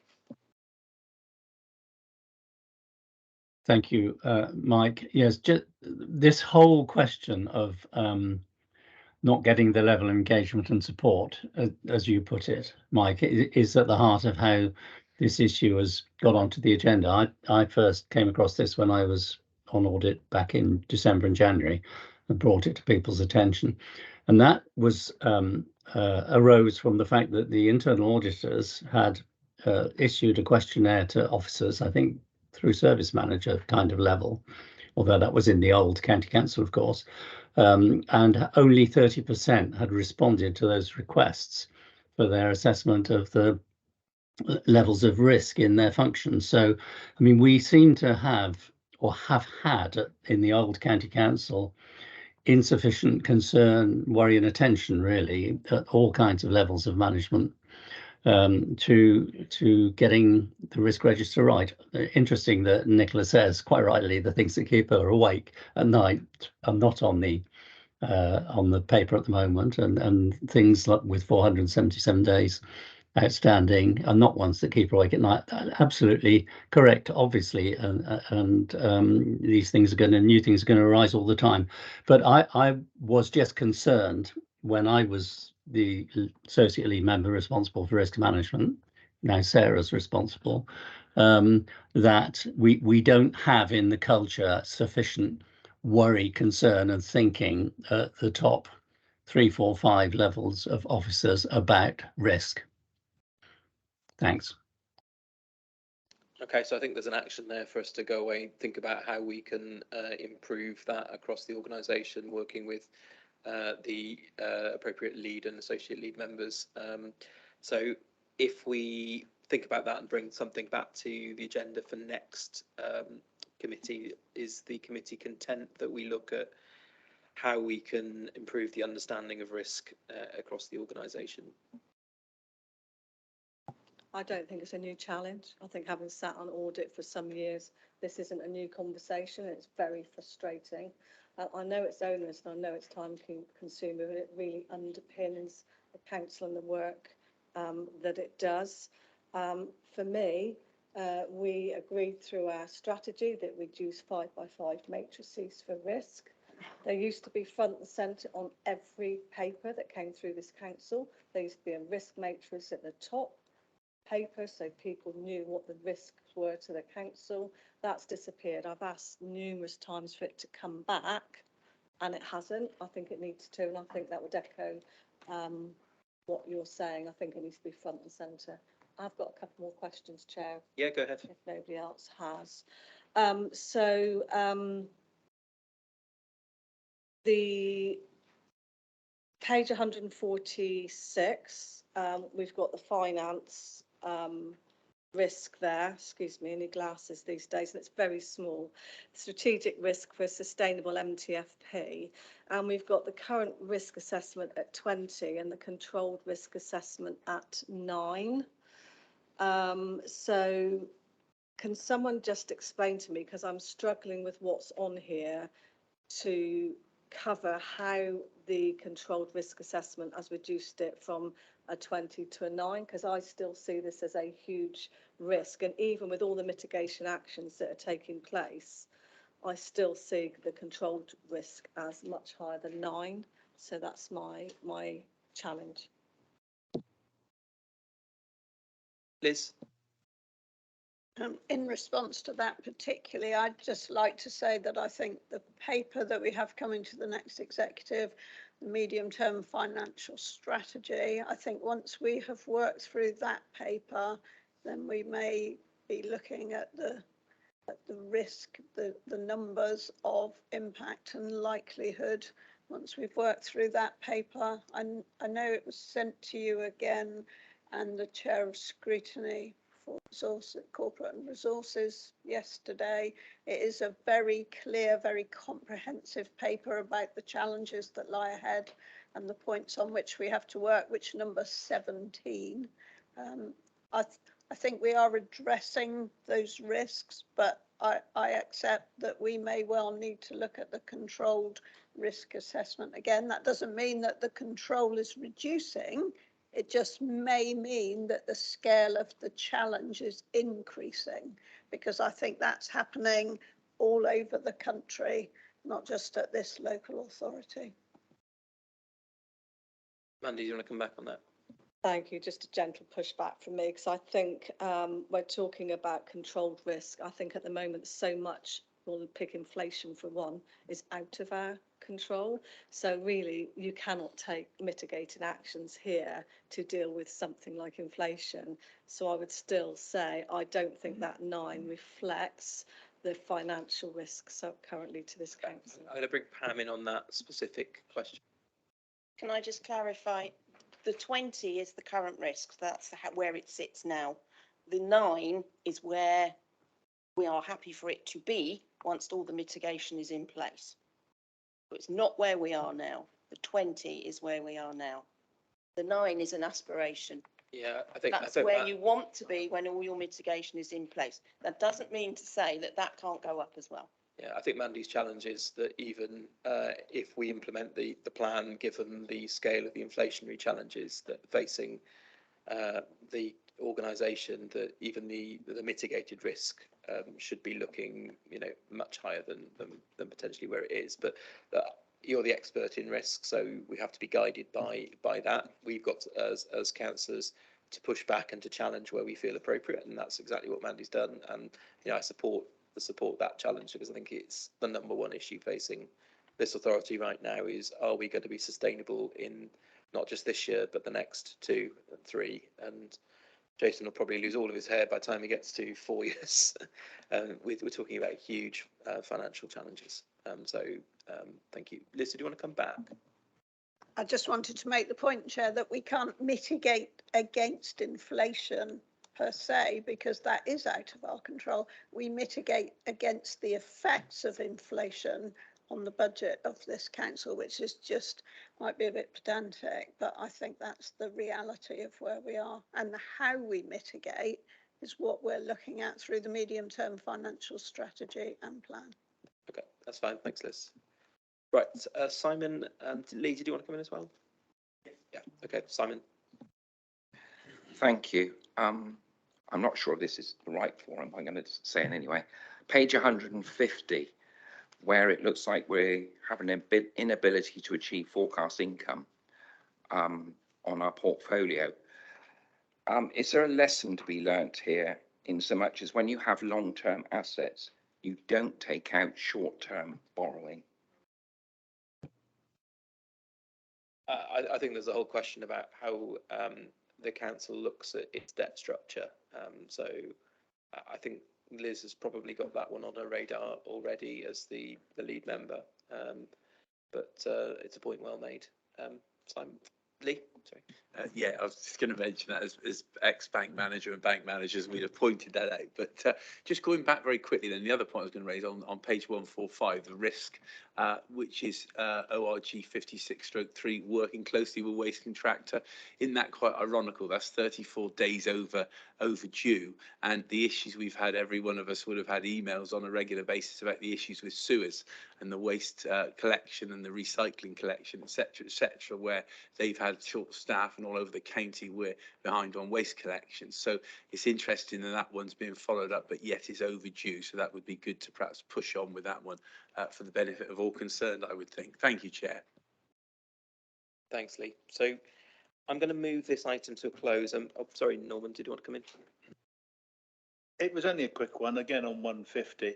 I had contacted Pam, and she kind of came back because I believe the CLT report is coming back at a later date. So I take it will come back to us, and perhaps that might illustrate why we've got 15 there as perhaps the ambitious wish target that we should make on that one, on the amber. Are members happy to note the strategic risk report as set out? We will take an action away to look. I'll try and spend some time with Pam and Angela to look at how we present these reports to see if there's anything we can do to help improve visibility for members. And I think there's a wider issue about how we engage the wider organisation in a culture of risk management. Members happy to note? Yeah. Perfect. So moving on to item 10, this should be a short item. So for a start, we've got two missing reports. So these were not published as they should have been. I think it was the Mendip report and the Sedgemoor are published. It's the others that are missing. So we're missing two reports. So I'm reliably informed that the remaining reports will be circulated after the meeting. They're essentially for noting all of the AGSs have been through the predecessor bodies.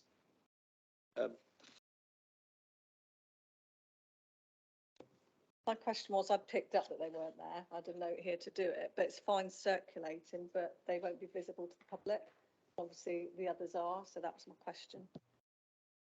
Jason, do you want to come in? Yeah, so in terms of the annual governance statements from the predecessor authorities, they've all been through, all the districts have already been through those. They're out in the public domain already. I was bringing them here to you ahead of when you get the statement of accounts, which they will be included in again, to make sure that you as a body were aware of those, and that if there are any comments that you can feed them through. So all you're doing is noting them at this stage. If there's any issues, feed them through. The other thing I was going to do that will be on the next committee, and I will include those that are missing so they are publicly available, Mandy, is obviously the AGS is focused on the period of accounts, it's looking at 22-23, but there are some actions for improvement that relate to 23-24. I will bring them all together into one rather than have 5 separate ones, because we are one council, so that we have a clarity. We're in this bit of an odd one going from 5 bodies to 1. So they will appear on your next agenda as well, Mandy. But these are here for you to make sure you're cited on. If there's any key issues that you're thinking, that doesn't fit with my knowledge, we think there's gaps here, that doesn't feel correct, feed them back. But they will come back when you adopt the individual accounts of those individual authorities when we get round to finally get them all audited and signed off and all that process. Okay, so members clear that the process that's going to be followed from here? Yeah. Yep. Perfect. So moving on to item 11. So Jason's going to give us an update on the expected completed statement of accounts. Yeah, I'm going to hand over to Nikki in a minute to go through the detail. We partly touched on some of this with Barry. On the national picture then, thankfully there was a consultation about, because there were so many backlogs of 1,000 outstanding audits, when we should publish. Last year we had to publish by the end of June, and because of all the backlogs and everything else going on, decided to keep with the 31st of May, which was jolly helpful at national level, of which only 35% authorities managed to achieve. We failed on all 5 authorities to do that. That I was going to say a planned failure, that was not quite the right words, but we did have a look at what we needed to do, the impacts of not publishing, spoke with Barry in particular around the impacts. Actually, the key driver for us is when the auditors can come in and do their audits and making sure that our accounts are published in enough time and of high enough quality. One of the key things, one of the real risks for me, is the auditors come in, look at our accounts and go, they're not good enough, and then you've lost your audit time slot, and in the current state of affairs, really don't want to be in that place. So we haven't rushed to publish. We have, well, Nikki, do you want to go through the list of where we are? Because we're across multiple years and across multiple councils. Yeah, it's quite confusing. Keep up. So just in terms of Mendip, so their 21-22 accounts are currently being audited, not by GT. They it's EY, I think, are their auditors. They will be finalised, should be finalised this week or next week. So they will be done. And then they're going to go straight into doing the 22-23 accounts. So that's which are published. So those accounts are published and they are going to start to order them. So that's a good position. We were keen to get those done because obviously they're coming over into Somerset Council, into GT, so that's good. Just in terms of Sedgemoor, as Barry said, we were hoping to get those signed off this week, but that's looking more like it might be next week. I'm holding Barry to account on that. 21-22, I think that is slightly affected by the pension issue in terms of a revised report that might be needed on that. 22-23 accounts, we were hoping to publish this week, but that's now going to be the 7th of July. So slight delay on those. SWT are publishing this Friday, so those accounts will be ready to be published this Friday. Counties will be published the 7th of July. And we know that audit isn't starting till September anyway, as Barry said. And SSDC, the 22-23 accounts will be published on the 7th of July as well. So if it's not this week, then it will be the 7th of July that all our accounts will then be published, ready for auditing. Thanks, Nikki. So I'm not expecting any questions. It is what it is. Thank you for the update. Jason? Just to add, as we publish, I will let the audit committee know they're on the website and they're available, etc. So send you the link and that as that happens over the next week or so. Perfect, thank you. So moving on to item 12. So please and audit committee note the work plan. If there are any issues, please can you let Jason or I know. And item 13, any other business? I would like to spend a moment just to commemorate the passing of Councillor Mike Lewis, who, as a former chair of this committee, was both enormously well liked and enormously well respected. I think when Mike spoke, he always spoke with the interests of local residents upmost in his mind. He wasn't a party politician in the sense of pursuing any particular agenda. He was interested in good governance and doing right by our communities. I think that's a model we should all aspire to live by. From my point of view, he was always a very warm and generous man in terms of his time and his advice. So if any other members of the committee would like to share any thoughts on Mike, I'd like to give you the opportunity now.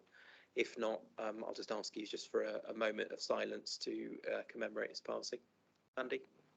Thank you. Actually brought a tear to my eye because his name was in the minutes of the last meeting. He was sat here for the last meeting.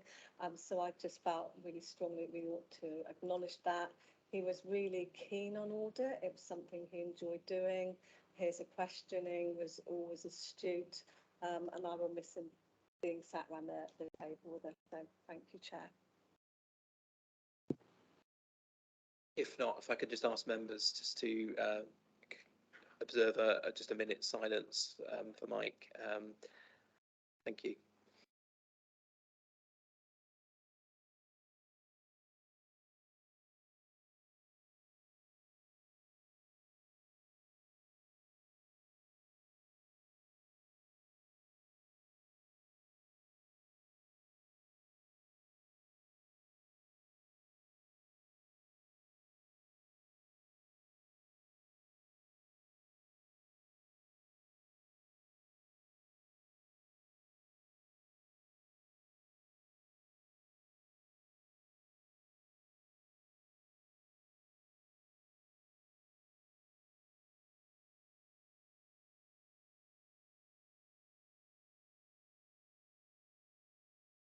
Thank you all. If there are any other items of urgent business, members want to declare them? No. If not, I'd like to thank you for your participation in the meeting today. Audit's an active process. It relies on all of us to take our part in in asking questions, in taking time to read the reports and to be interested in this topic. I hope that going forward we will get lots of opportunities to get involved in the detail we've raised concerns over today, and I look forward to working with all of you over the next 12 months. And if there's anything I can do to assist any of you, if you've got any concerns or any thoughts, please feel free to pick up the phone and have a chat with me anytime. Okay, thank you all. Enjoy the rest of the day.